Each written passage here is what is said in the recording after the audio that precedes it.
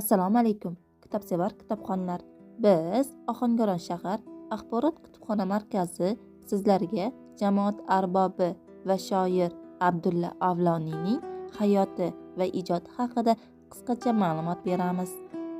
O'zbek jadid adabiyotining yirik namoyandalaridan biri bo'lib, 20-asr so'z san'atimizning taraqqiyotiga o'ziga xos hissa qo'shgan pedagog, olim va ijodkor Abdulla Avloniy 1878-yil 12-iyul kuni Toshkentning Merganchi mahallasida tug'uvchi Mirovlan aka oilasida tug'ilgan.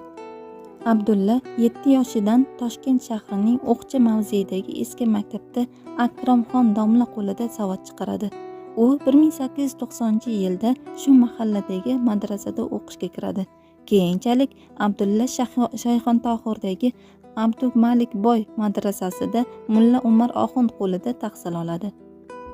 Avloniy 1925-1930-yillarda O'rta Osiyo kommunistik universitetida, O'rta Osiyo qishloq xo'jaligi maktabida, O'rta Osiyo davlat universitetida dars beradi. Pedagog fakultetining til va adabiyot kafedrasi professori, so'ng mudir bo'lib ishlaydi.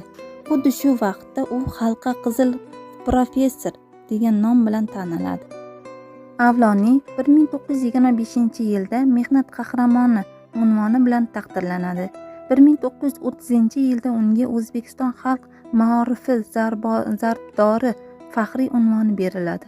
Aziz kitobxonlar, Abdulla Avloniyning kitoblari haqida ko'proq ma'lumotga ega bo'lmoqchi bo'lsangiz, bizning Ohangaron shahar axborot kutubxona markazimizga tashrif buyuring.